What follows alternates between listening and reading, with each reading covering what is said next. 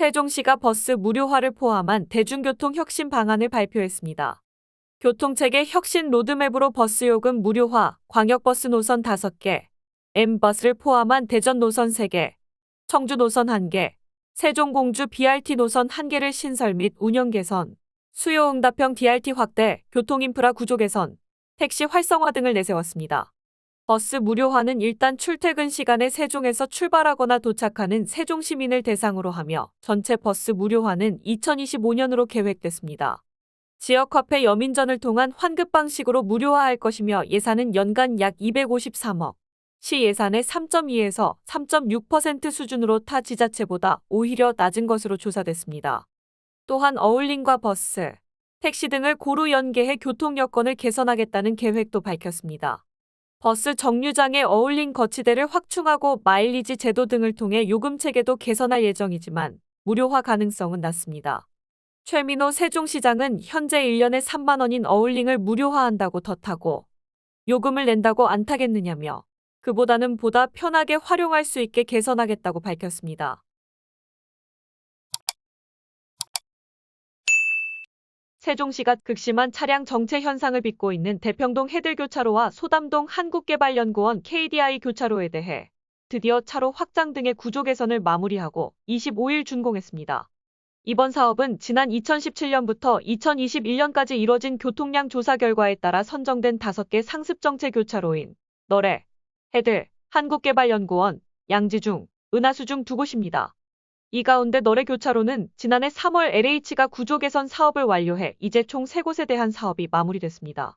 해들 교차로는 항나래교에서 대전 방향의 우회전 차로가 기존 60m에서 200m로 확장됐으며 시청 방향의 좌회전 차로도 기존 2개선에서 3개선으로 추가됐습니다.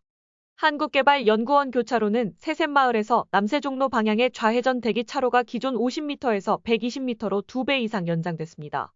시는 나머지 양지중과 은하수 교차로도 도시관리계획 변경 등을 통해 조속한 시일 내 완료할 예정이라고 밝혔습니다. 세종시 태권도협회에서 2명의 회장이 선출되면서 법정 공방이 예고됐습니다. 이번 사태는 지난 2016년부터 이어져 온 갈등으로 인해 협회 내에서 파벌이 생기면서 벌어졌습니다. 지난 3월 대법원 판결이 나왔지만 판결문에 대한 해석을 서로 다르게 하며 사태는 해결되지 않았습니다. A단체는 실체적 진실을, B단체는 법대로를 주장하고 있는 상황. 또한 두 단체 모두 적법한 절차를 거쳤다며 첨예하게 대립하고 있기 때문에 한 단체 관계자는 다시 한번 법적으로 진위를 가리겠다고 밝혔습니다.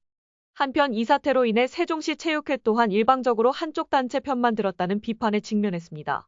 체육회 고위 관계자는 규정대로 했을 뿐이라고 밝혔지만 대법원 판결과 맞지 않는 행정 절차가 아니냐는 논란은 수일째 지속되고 있습니다.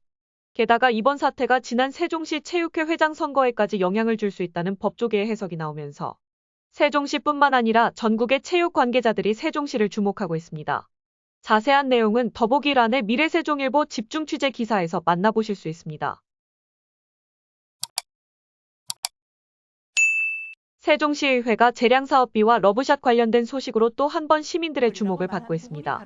김광훈 의원 다르게 얘기했어요. 사실과 다른 부분을 이야기했습니다. 상병원 위원장은 26일 보도자료를 통해 그날의 진실을 밝혀야 한다며 실추된 민주당과 개인의 명예가 회복돼야 한다고 밝혔습니다.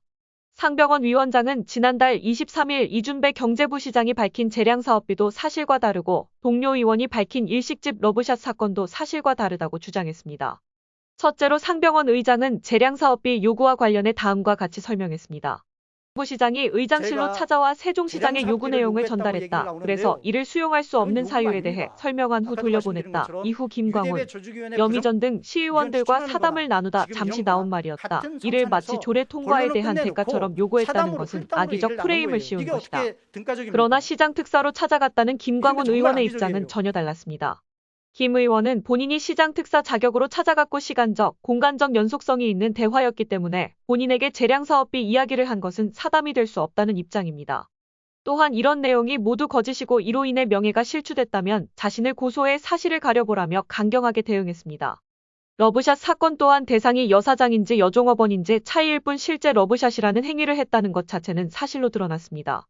상 의장은 호칭이 여사장이 다르죠. 인사 겸 건배사를 여종업원과 하며 여사장은 친밀감을 다릅니다. 형성하기 위해 스스로 팔을 끼운 것인데 이를 마치 성희롱이 김광호는 있었던 다르게 것처럼 얘기했어요. 호도해 억울하다는 사실과 다른 입장입니다. 부분을 이야기했습니다. 하지만 당초 성희롱이 아니라 품위 유지 위반으로 네. 비판받았던 예. 사안인 만큼 주제에서 벗어난 해명이라는 비판에 직면했습니다. 그게 뭐가 중요하죠?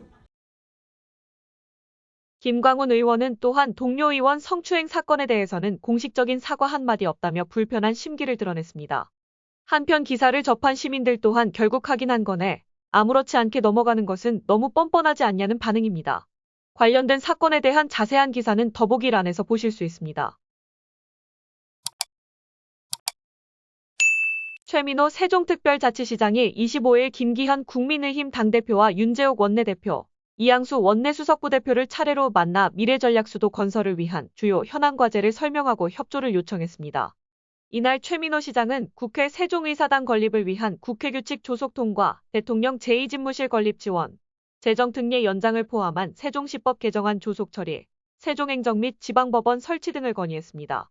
이에 김기현 당대표는 모든 현안의 여당 차원의 적극적인 지원을 약속했습니다. 한편 최민호 시장은 지난 19일 대통령실을 방문해 김대기 대통령 비서실장과 이진복 정무수석을 만나 오는 10월 한글날 정부 경축식과 대통령 주재 중앙지방협력회의를 세종에서 개최할 것을 요청하기도 했습니다.